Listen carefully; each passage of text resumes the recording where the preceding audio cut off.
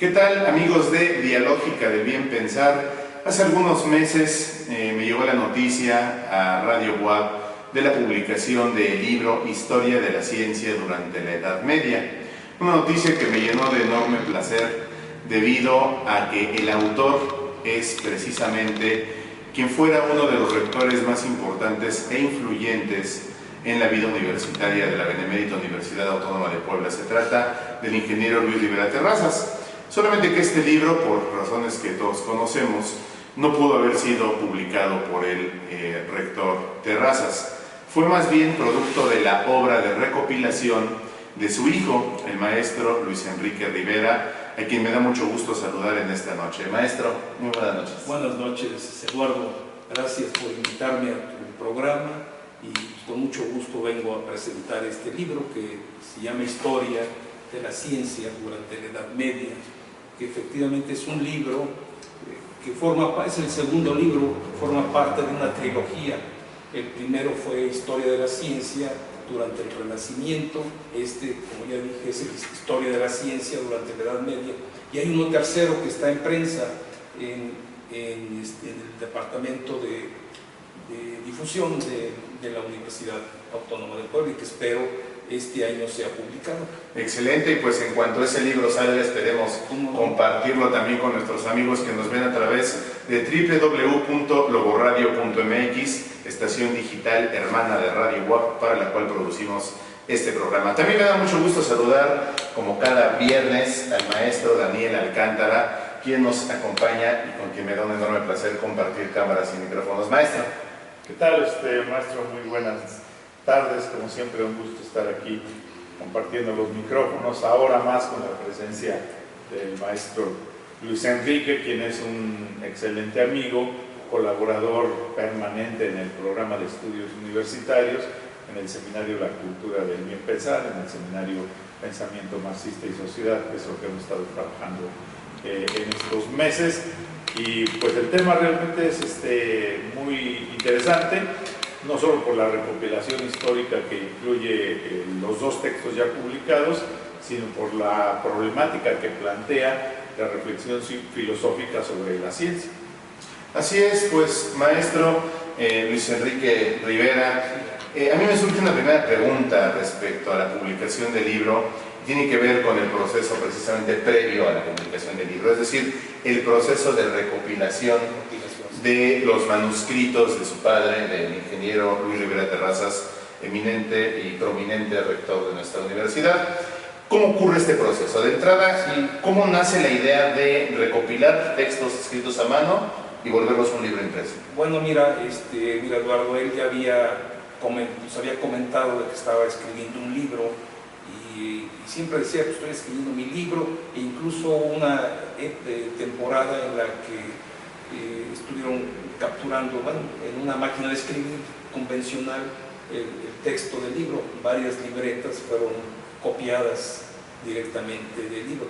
Cuando viene su muerte, el libro queda suspendido, y queda suspendido por mucho tiempo. Incluso nosotros tenemos las copias mecanografiadas de alguna parte del libro. Esta parte mecanografiada era la que se refería a la historia de la ciencia en el Renacimiento, durante el Renacimiento. Entonces, por eso es que comenzamos, en la etapa de recopilación, comenzamos con ese libro.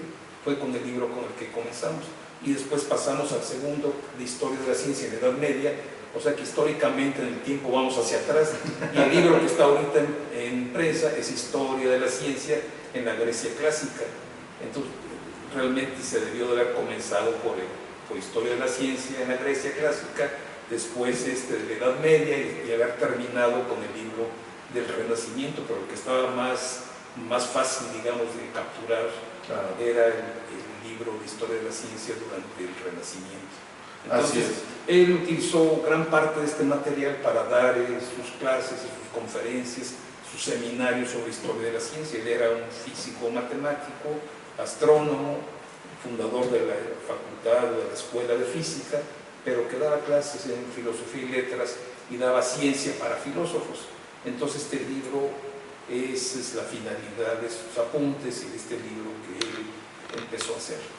Excelente. Maestro Daniel Alcántara, nosotros conocemos al ingeniero Luis Rivera Terrazas, al rector, como una persona de lucha social, como una persona que impulsa aquella reforma de 1975, y de pronto la actividad política del ingeniero Luis Rivera Terrazas quizá haga que nos sea difícil imaginar al rector escribiendo acerca de historia de la ciencia. ¿Cómo se puede dar este vínculo o cómo entender en un contexto actual a una persona de la política universitaria haciendo un libro de historia de la ciencia? Bueno, en realidad, digamos, la impresión, que a lo mejor la mala impresión pudiera derivar por la concepción que actualmente tenemos de que los políticos están dedicados solamente a las vicisitudes electorales.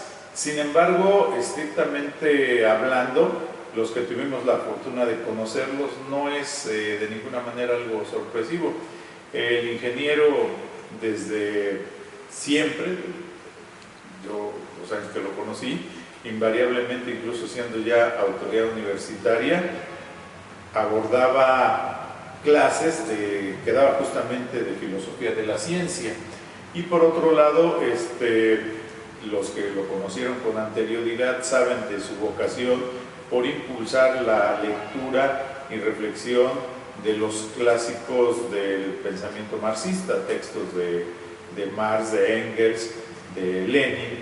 Incluso digamos, en su biografía personal se habla, y bueno, yo conocí compañeros que incluso participaron en eso, la existencia de círculos de estudio. El círculo José María Morelos y Pavón, en donde se reunían a analizar toda una serie de textos. Yo creo que me parece perfectamente normal que una persona con una profunda vocación democrática, con alguien que está plenamente comprometido en la democratización del saber, es decir, llevar los conocimientos hacia el conjunto de los grandes grupos sociales, esté al mismo tiempo interesado en ejercer esa práctica docente, que eran las materias, las clases que daba de filosofía de la ciencia, de historia de la ciencia. Y por otro lado, bueno, como bien menciona aquí Enrique, lo que se hace es una descripción de notas, pero que estaban elaboradas a partir de sus notas de clase, que algo que era muy común, ahora ya como que se ha perdido, pero todavía a mí me tocó muchos maestros, yo mismo, que a la hora que das tus clases vas tomando notas, subrayas textos y vas elaborando tus propios guiones. Entonces, a mí no me sorprende, creo que es muy natural y es resultado de esa vocación científica que tenía. Él era realmente un investigador científico. Lo que pasa es que a mí me cuesta trabajo imaginar a un rector actual escribiendo un libro de historia de la ciencia, escribiendo filosofía o desarrollando un pensamiento filosófico. Pero quisiera preguntarle al maestro Luis Enrique Rivera acerca de cuál es la percepción que se lleva de su papá, visto a la distancia, al momento de hacer la recopilación de textos para la escritura del libro. ¿Cómo veía el ingeniero Luis Rivera Terrazas el devenir histórico, pero particularmente de la ciencia en el mundo? Sí, bueno, mi padre era un marxista-leninista y tenía una perspectiva histórica de la ciencia. Además era un científico enamorado de la ciencia, una persona enamorada de la ciencia. Para él era sumamente importante. Entonces, pues, y parte de su tiempo libre, digamos, lo dedicaba a escribir. Podemos decir que era de alguna manera su hobby o su descanso de su trabajo en el Observatorio Nacional de Tonantzintla, su descanso como maestro o profesor de la Escuela de Física o profesor de la Escuela de Filosofía. Y en su tiempo libre, en lugar de destinarlo a descansar, lo dedicaba a escribir. Era una persona que trabajaba todo el tiempo. O sea, para él no había vacaciones. Sus vacaciones eran, su manera de descansar era trabajando en algo distinto de alguna forma. Que de alguna forma eso descansa la mente, ¿no? Sí, o sea, cuando una persona desarrolla algo de lo que está enamorado, de lo que le gusta, pues no hay tiempo. Quisiera que los minutos fueran de 120 segundos, o que las horas fueran del doble. No le alcanza el tiempo para dedicarse a la actividad que le gusta, que le apasiona. Y creo que esa es por eso también se se permite dar el tiempo para escribir los libros, aparte de dar clases y aparte de trabajar como astrónomo, ¿sí? Entonces, y aparte de su participación política, de su participación en el Partido Comunista, de su acción como activista. Entonces, es parte de esa pasión que una persona puede sentir por la ciencia, por la humanidad, por la gente, y dedicado totalmente a su trabajo. Así es. Maestro Daniel, pensar en un rector que escribe textos a pie de página, notas previas a las clases o durante las clases, incluso después de la clase y la participación de los alumnos acerca de historia de la ciencia, nos hace pensar en un rector que tiene una visión científica de la universidad. Actualmente se dice que la UAP es científica, es una universidad científica. ¿Comparte esa visión, maestra? ¿De que sea una universidad científica? Bueno, yo creo que sí lo es, evidentemente. No podemos negar que en los últimos años lo que no había en el 60, en los 70, que es centros de investigación, porque nuestra universidad era una institución formada en el modelo más bien de la Universidad Napoleónica, orientada a la docencia básicamente, un enfoque totalmente profesionalizante de las actividades académicas. Actualmente se han creado institutos, se ha creado el Instituto de Ciencias Sociales, el Instituto de Física, el Instituto de Fisiología, ahora el Instituto de Ciencias de Gobierno y de Administración. Entonces yo creo que sí hay esa vocación. Sin embargo, la perspectiva de lo que era el ingeniero, su propuesta, hablábamos, tú lo mencionabas hace un rato, de una universidad más que se decía, sí hay que ser científica, se decía debe ser una universidad crítica, pero algo que no está en el título del programa, Universidad Democrática, Crítica y Popular, ya en el conjunto del texto sí se habla de una universidad científica. Entonces, el pensamiento crítico, es decir, la capacidad de cuestionar el desarrollo histórico de la humanidad, de hacer ver los grandes conflictos sociales y las contradicciones que existen en la sociedad, es algo que la universidad debe de analizar, y para eso también tiene que desarrollar la actividad científica. Pero la pregunta es sí o no sí, desde luego yo creo que actualmente sí hemos avanzado, no como quisiéramos y no en todos los rubros, digamos, ¿no? Fundamentalmente el área de ciencias sociales y humanidades creo que le falta un mayor trabajo. Excelente, pues es momento de hacer nuestra primera pausa. Al regresar quisiera abordar con el maestro Luis Enrique Rivera, adentrarnos al libro. ¿Cuál es la historia de la ciencia propiamente en época medieval? Mucho se ha dicho que la época medieval es un periodo de 1000 años en el que nada ocurrió en términos de ciencia, en términos de desarrollo del conocimiento. Otros autores dicen es el momento en el que se rescata el conocimiento griego y el conocimiento romano, de no ser por las abadías, por los conventos, por los monasterios medievales, mucha de esta información de los libros de Aristóteles se hubieran perdido. Pero me gustaría saber cuál es la visión del ingeniero Luis Rivera Terrazas al respecto de qué ocurrió durante la época medieval respecto al conocimiento científico. Un corte y continuamos.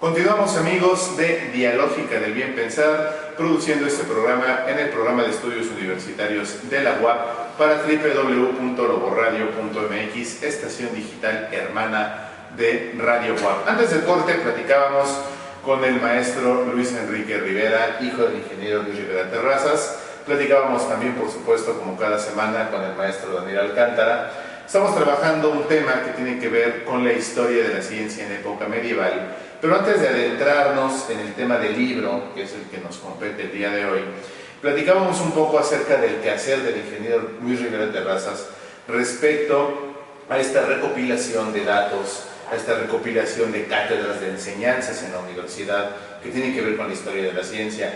Y preguntaba yo, rumbo al final del primer bloque, acerca de si realmente en la universidad actual, en la UAP del día de hoy, se hace ciencia. El maestro Daniel decía, sí se hace ciencia, pero también nos dejaba por ahí un apunte, que es con el que quiero regresar. Nos decía, se hace ciencia, pero se ha rezagado el humanismo. Sin embargo, en el caso del ingeniero Luis Rivera Terrazas, encontrábamos una conjunción de ciencia, estaba en el INAOE, como bien apuntaba el maestro Luis Enrique, daba clases en filosofía y letras, es decir, abordaba el humanismo, y hacía política, por supuesto, de izquierda al interior de la universidad. En él se conjuntaban estas tres cosas. ¿Qué ha pasado históricamente en la UAP para que, al desarrollarse un brazo, que es el brazo de la ciencia y la técnica, el otro, el de las humanidades, se haya rezagado? Maestro. Bueno, aquí lo fundamental es que todos sabemos que las escuelas, las instituciones de educación superior forman parte de, digamos, del aparato de reproducción de la propia sociedad en su conjunto, cualesquiera que ésta sea. De tal manera que el sistema económico dominante de alguna manera condiciona a lo que es la actividad de la propia institución educativa, en este caso de las universidades. La educación superior, fundamentalmente a lo largo del siglo pasado, fue puesta como, por un lado, el mecanismo de ascenso social y por otro lado, como la vía para el fortalecimiento de la investigación de punta. Ahora bien, en el caso del desarrollo de movilidad social, nuestras universidades, y aquí me quiero referir no solamente a la de Puebla, sino al conjunto del país, fueron orientadas a fortalecer ese ámbito de formación profesional. De ahí que escuelas tradicionales como medicina, derecho, fueron las que más impulso tuvieron, las ingenierías incluso. Cuando se discutió aquí en los años 70, o desde los 60, y que tuvo su culminación, digamos, en el 1975, con el proyecto de Universidad Democrática, Crítica y Popular, se planteaba la necesidad de desarrollar la investigación científica, pero a la par desarrollar las actividades de vinculación social. No hay que olvidar, ya lo decía el maestro Luis Enrique, el ingeniero tenía una formación marxista, es decir, tenía la visión dialéctica y materialista de la historia, de la propia naturaleza, y en ese sentido se hicieron esfuerzos por trabajar desde las preparatorias y a nivel profesional fortaleciendo este aspecto.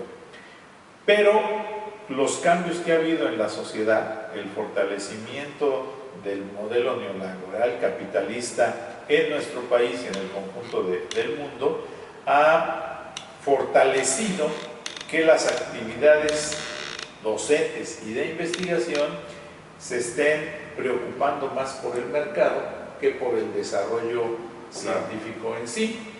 Y en estas condiciones de subsidios condicionados o de subsidios otorgados sobre proyectos específicos, lo que el gobierno ha venido impulsando y subsidiando es justamente lo que tiene que ver con una utilidad práctica, es decir, que responde a intereses de mercado. En cambio, actividades, digamos, vinculadas a la problemática, como lo que nosotros realizamos actualmente, pensamiento marxista y sociedad, no es una investigación que pudiera seguramente tener respaldo dentro de los subsidios que otorga el gobierno. El área de economía política en economía, que es donde yo conozco, de ser un área muy importante, se ha venido perdiendo peso. Incluso la carrera de economía como tal ha disminuido en cuanto a población estudiantil y el mayor impulso se le está dando a otra carrera que es finanzas, que está básicamente pensada y orientada en lo que son los manejos bursátiles. Entonces, me parece que estas son las condiciones que se están presentando actualmente y son resultado del modelo neoliberal existente, ¿no? Una creciente dinámica interna respondiendo a los intereses del mercado más que al desarrollo de la investigación por sí misma. Sí, mira, Eduardo, yo quisiera hacer un comentario. Coincido en lo fundamental con el maestro Daniel.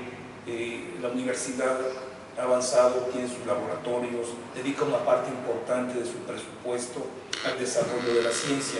Sin embargo, no es suficiente, no solamente en la UAP, sino en general en todas las instituciones de educación superior de nuestro país. Creo que las autoridades, la Secretaría de Hacienda, las autoridades superiores, el Congreso, la Cámara de Diputados, no destinan los recursos que son necesarios para el desarrollo de la ciencia.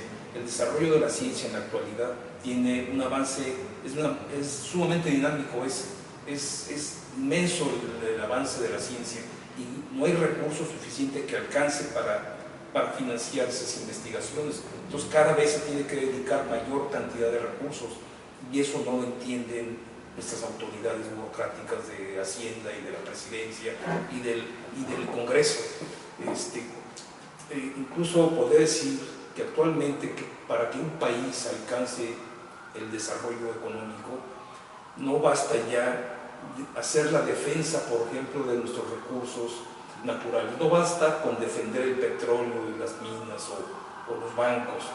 No basta con que el gobierno tenga proyectos sociales, proyectos de aplicación social para mejorar el nivel de vida de nuestro pueblo. No basta que tome medidas de tipo fiscal, por ejemplo, para hacer una mejor redistribución de la riqueza. Actualmente, en la época que estamos viviendo, se tienen que hacer grandes inversiones en desarrollo de la ciencia. Los países, los pueblos que no inviertan en ciencia se van a quedar rezagados y no van a lograr el desarrollo para sus poblaciones, para sus países. De hecho, lo hemos visto, ¿no? En países donde la ciencia no recibe nada o casi nada, se tiene que comprar. Se tiene que comprar y comprar la ciencia resulta siempre más caro y además no permite el desarrollo del país, porque no toda la ciencia se puede comprar, no toda la ciencia se puede aplicar, no se tienen los cuadros científicos para utilizarla. En fin, el desarrollo de la ciencia es el factor quizá más importante y va a ser el factor más importante en los años que vienen, en el futuro. Eso lo podemos ver en las computadoras, en los teléfonos, en toda la gama de productos que se fabrican. Quien está desarrollando los productos, quien los está diseñando, fabricando, o pensando en ellos, o desarrollándolos científica y tecnológicamente, son los grandes países. Entonces ese trabajo científico es el mejor retribuido, es el que deja más recursos y no el trabajo mecánico de ensamblar motores, claro. O de producir simplemente ensamblar. Sí, una cosa es que nos digan, México es el país que exporta más pantallas planas o más autos, pero es puro ensamblaje. Somos ensamblaje, o sea, no estamos diseñando un solo producto. Tenemos 50 años o más, 60 años de industria automotriz y no hay un solo automóvil diseñado, desarrollado por México y comercializado. Ahora, estamos realmente entrampados porque el gobierno se retira de la economía, estos gobiernos neoliberales se retiran de la economía y el desarrollo de las fuerzas productivas está en la economía. O sea, no está solamente en las universidades, sino también en los centros de trabajo. Entonces, queda solamente en manos de la iniciativa privada. Y las principales empresas que llevan a cabo investigación científica son empresas transnacionales, son empresas que no son mexicanas. Entonces, ellas desarrollan sus productos y sus servicios en sus países de origen. Entonces, aquí ensamblamos Jetas y Audis, pero no son diseñados en México ni desarrollados en este país, ¿no? Entonces la tecnología viene de Alemania. Si en algún lugar se pudiera generar este conocimiento científico para no tener que comprarlo y dejar de ser ensambladores y fuéramos productores, ese lugar sería la universidad. Maestro Daniel, ¿la universidad está aislada? ¿El sistema neoliberal, el sistema capitalista ha aislado a la universidad para evitar que esto ocurra desde su perspectiva? No, al revés. Yo creo que lo que ha venido sucediendo es que se vincula a la universidad, pero al sistema productivo y en función de los requerimientos de producción del mercado, que no está controlado por empresas, digamos, mexicanas, sino que básicamente son empresas transnacionales o empresas nacionales vinculadas a intereses extranjeros. No es un problema de aislamiento, es una problemática que deriva de la forma en que se articula la universidad. Incluso en los conceptos, igual, regresando a los años 60-70, hablábamos de una actividad de extensión universitaria y de difusión cultural. Es decir, se decía, tenemos que llevar los saberes de la sociedad, de la universidad hacia el conjunto de la sociedad. Ahora se habla más bien de una vinculación, no pensando en los grandes grupos, sino en empresas productivas. Se dice, tenemos que formar emprendedores para que desarrollen sus pymes, ¿no? Sus pequeños negocios, changarros, como los llamaba algún expresidente. Fox, en concreto. Entonces, lo que ahora sucede, y es perfectamente planeado, luego dicen, es que se ha perdido el rumbo. Bueno, lo habrán perdido algunos universitarios en el ánimo de encontrar esa vinculación de la democratización, pero yo creo que la sociedad como tal, o más que la sociedad, el gobierno, que responde a intereses de los grupos económicamente dominantes, tiene muy claro para qué quiere a la universidad. Son ellos los que perdieron el rumbo. Sí, la quieren para formar mano de obra barata, más o menos calificada, porque ya cuando los que van a ser grandes directivos no se quedan con los títulos de la Universidad Autónoma de Puebla, de las universidades públicas del país, se van al extranjero para tener maestrías y doctorados. Para acabar de calificarse. Sí, para aprender los sistemas de administración y gestión burocrático-administrativos que se han perfeccionado en esos países. Y en las ramas de la producción, para afinar esos mecanismos de producción que no tienen que ver con la atención a grandes problemas nacionales como la educación, la salud, el desempleo y cosas así. Entonces yo creo que esa es la problemática, ¿no? Más bien la articulación se ha dado más estrecha en función de los intereses capitalistas. Así es, pues creo yo el neoliberalismo, el capitalismo es, si pudiéramos analogarlo de alguna forma, a un pulpo de muchos brazos, mucho más de 8 brazos, que controlan, manipulan y manejan a su antojo prácticamente todas las áreas de la sociedad humana. Bien, pues me gustaría en el próximo bloque, en el tercer bloque ya de esta conversación que hemos tenido y que estamos llevando a cabo con el maestro Daniel Alcántara y con el maestro Luis Enrique Rivera, profundizar en el tema del libro, ¿no? Ya no tuvimos oportunidad en estos minutos, pero creo que es importante conocer la percepción del ingeniero Luis Rivera Terrazas respecto a qué ocurrió con este desarrollo de la ciencia en la Edad Media, lo hubo o no lo hubo. Ya dimos un brinco enorme a ver qué ha pasado con la ciencia en la actualidad, pero ahora es importante dar el salto hacia atrás, ¿no? Regresar y estudiar qué ocurrió durante la época medieval, porque ahí no era el neoliberalismo, no existía, no era el capitalismo, era otra fuerza dominante quien de alguna forma permeaba en la ciencia, y me estoy refiriendo a la Iglesia Católica principalmente. Continuamos.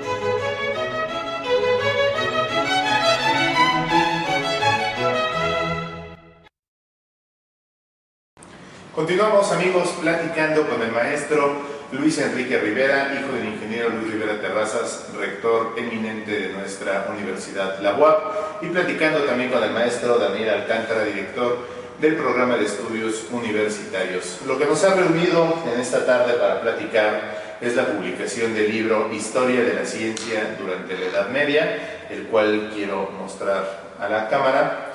Un libro producto de la recopilación del maestro Luis Enrique Rivera de los manuscritos de su padre, un libro que recoge la historia precisamente de qué ocurrió durante la época medieval, durante estos 1000 años, de la caída del Imperio Romano hasta poco antes del Renacimiento, por ahí del siglo XIV, XV tal vez. Y bueno, yo hacía una pregunta al final del primer bloque de cuál era la perspectiva que podíamos tener de la visión del ingeniero Luis Rivera Terrazas respecto a lo que ocurrió con el conocimiento científico durante la Edad Media. De entrada podríamos apuntar, a mí me gustaría hacerlo, salvo la corrección que me haga el maestro, el término ciencia. El término ciencia, como lo conocemos actualmente, podríamos aceptarlo a partir del siglo XVII, con Newton, Bacon y René Descartes, y el término ciencia, con S-C-I-T, en lugar de C-I-D, S-C-I-T, podría ser un poco más apegado a la práctica del conocimiento que se realizó antes del siglo XVII, y ahí nos podemos remontar hasta los griegos, pero es solamente un apunte en cuanto a lexicología o la gramática de la palabra. Pero creo que eso no es lo que nos interesa más en este momento, que abordar cómo veía el ingeniero Luis Rivera Terrazas la ciencia en esta época tan quisquillosa, porque la Iglesia Católica estaba metida en la sociedad. Sí, Eduardo, bueno, mi idea de la lectura del libro es de que durante esta época hubo una oscuridad en el desarrollo de la ciencia, sobre todo cuando se comparan los periodos, el periodo griego, el periodo de la Edad Media y el periodo del Renacimiento. Entonces, durante el periodo de Grecia hay una gran brillantez de la ciencia, un esplendor, un estallido de luz, digamos. Entonces viene la Edad Media y es una edad oscura. Luego vuelve a renacer la ciencia, vuelve a haber una especie como de aurora en el Renacimiento, como es el periodo del día cuando todavía no sale el sol, pero que ya hay luz, porque el sol está a punto de salir, de romper las tinieblas. ¿No? Entonces, cuando se hace esa comparación desde 600 años antes de Cristo hasta el siglo XV o XIV, ese periodo de la Edad Media que comprende del siglo II al siglo XIII, XIV, sino comparándolo con los demás periodos, sí es de oscuridad. Pero no solamente por la Iglesia Católica, no solamente porque la Iglesia se preocupó por hacer coincidir los textos griegos de Aristóteles y principalmente de Platón, hacerlos coincidir con las Sagradas Escrituras. Esa fue su gran preocupación, digamos, en las universidades, en los teólogos, en los filósofos. Pero la cuestión es de que la ciencia viene decayendo desde la muerte de Aristóteles, desde la muerte de Alejandro el Magno y un año después de Aristóteles en el año 322 a.C. Claro. A partir de ahí sigue habiendo científicos como Arquímedes, como Apolonio, como Euclides, como Claudio Ptolomeo, pero ya no hay los grandes filósofos físicos como Platón, como Aristóteles, como Heráclito, como Demócrito, ya no brillan tantas esas personalidades y ese desarrollo de la ciencia ya no se da. Y también hay que atribuirlo, por ejemplo, a las guerras que tuvo Grecia con los persas y posteriormente a la conquista romana, la conquista de Grecia por los romanos, casi a principios, un siglo antes de nuestra era, unos 100 años antes de nuestra era. Entonces, los romanos no fueron científicos, fueron militares, fueron juristas, fueron constructores, fueron militares, pero no científicos. Ellos se apropiaron de lo que pudieron de la ciencia griega, pero ya no quieren impulsar a la ciencia. ¿Podríamos decir que los romanos aplicaron de una manera ingenieril el conocimiento griego?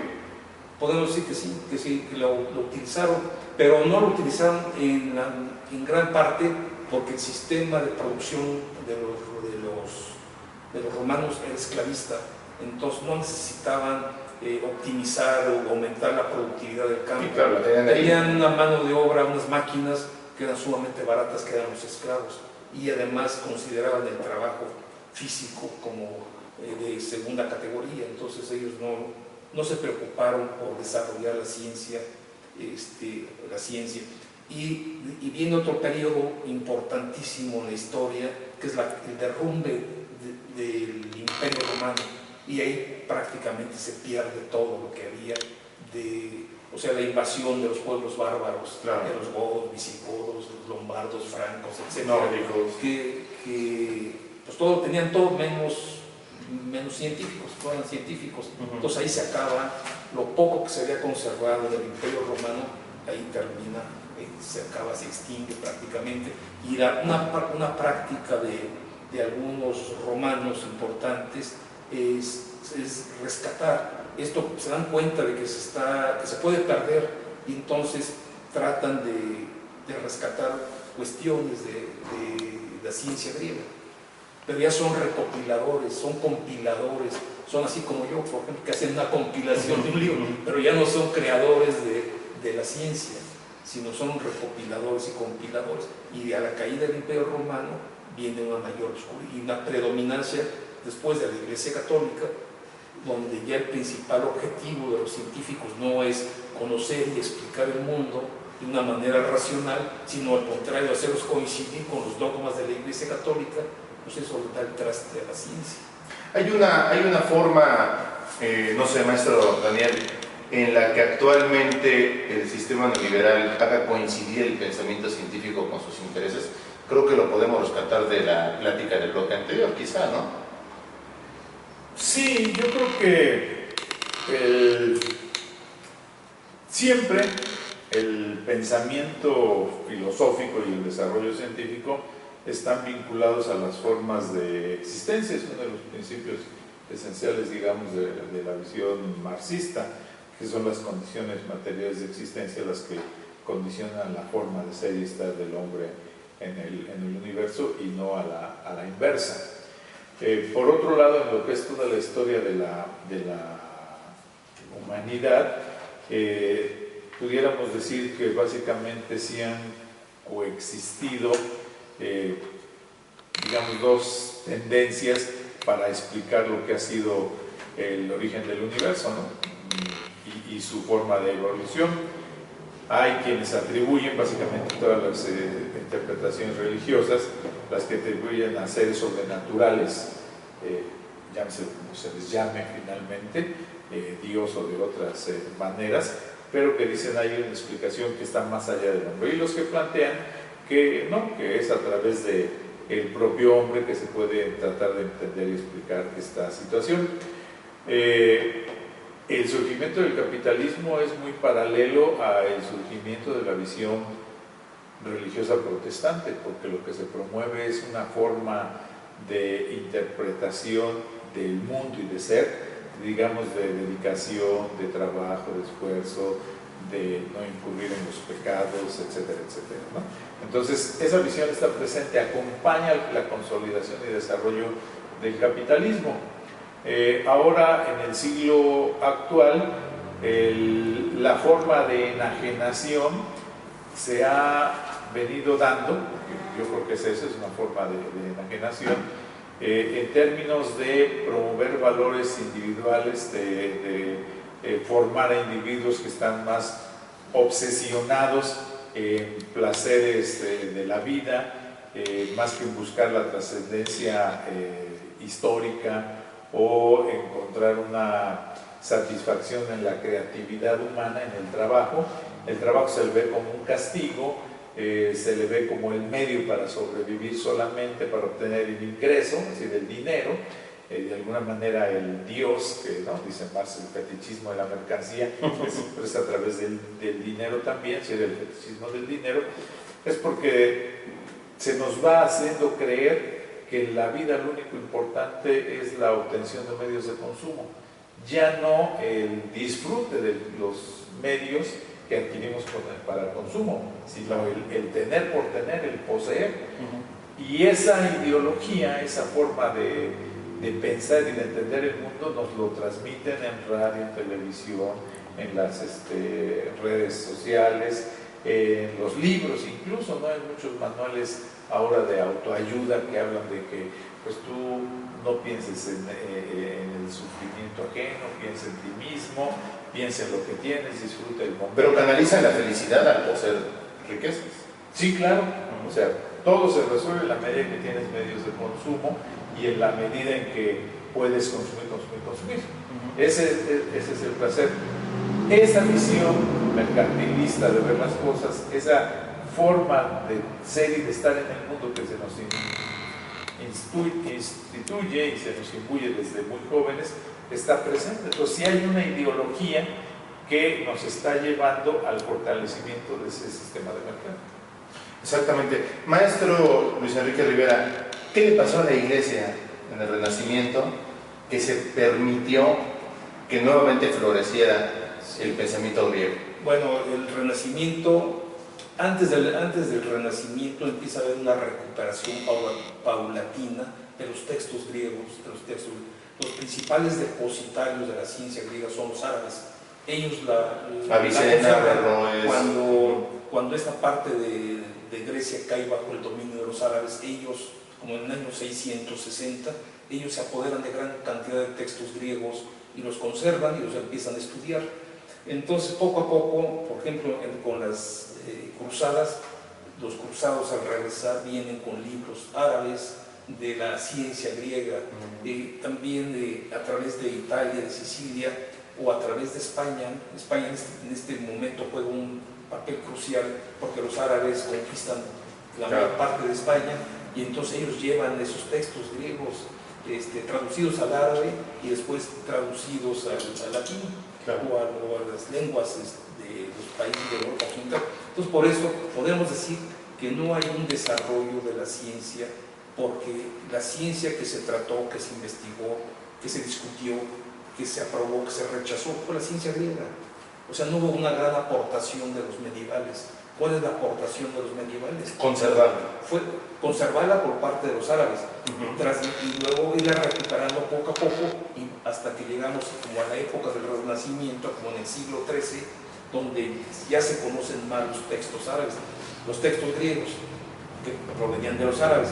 Y luego también coinciden algunos dogmas de la Iglesia Católica, coinciden con principios científicos de Aristóteles. Por ejemplo, Aristóteles dice que la Tierra no se mueve, que la Tierra es el centro de todo el universo, y eso coincide con la teología católica. Claro. ¿Por qué? Porque la obra más importante de Dios es el hombre, y el hombre no lo coloca en cualquier planeta, lo coloca en el centro del universo. En el mero mero. En el mero mero, es lo más importante, y entonces el centro del universo, ahí es la Tierra y ahí es donde coloca. Era tal la autoridad de Aristóteles que había un dicho que duró 1000 años, que decía Magister Dixter, que significaba lo dijo el maestro, claro, siempre refiriéndose a Aristóteles. Aristóteles era la autoridad. Eso era suficiente como para justificar cualquier tesis o hipótesis. Lo dijo Aristóteles. Y ya no había más discusión. Y está en tal texto, en la física, en la metafísica, etc. Y era suficiente con hacer la referencia. Entonces, por ejemplo, las esferas son concéntricas hasta llegar a la última esfera, la esfera de las estrellas fijas, y Dios está, ahí se acaba el universo. Después de la novena esfera, sigue Dios, están los ángeles que dan el primer impulso a la primera esfera, y como un mecanismo de relojería se empiezan a mover todos los planetas y la misma Tierra. ¿Sí?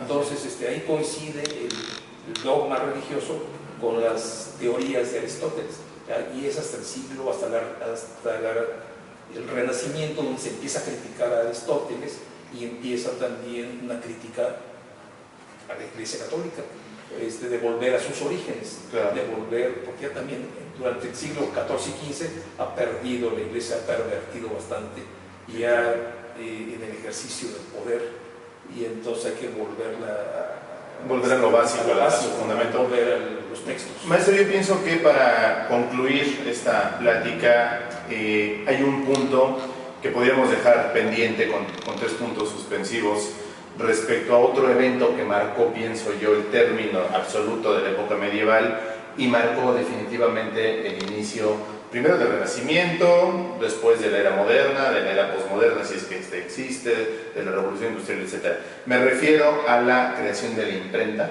me refiero a Gutenberg, en el momento en el que los textos ya no dependen de la copia manuscrita de los monjes y que se pueden reproducir y difundir por miles, ya no se contiene el conocimiento en las torres de los conventos, de las abadías, este explota, llega a la gente y entonces Dios pasa a un segundo plano, exactamente, y vuelve el pensamiento a partir de la razón y no forzosamente de la fe. Pero por ahorita se nos ha terminado el tiempo. Quiero agradecerle mucho al maestro Daniel Alcántara, como siempre, compartir micrófonos y cámaras para Lobo Radio con nosotros. Maestro, muchas gracias. Gracias, buenas tardes. Maestro. Muchas gracias, Eduardo, muchas gracias, Daniel, por la invitación y buenas tardes a todos. Y lo esperamos por aquí en cuando tengamos listo Historia de la Ciencia en Grecia. Perfecto. Pues muchas gracias a ustedes que nos acompañaron. Nos invitamos a seguirnos a través de redes sociales, en Facebook, Dialógica del Bien Pensar. Nos vemos todos los viernes a las 11, www.loboradio.mx. Pásela bien, hasta pronto.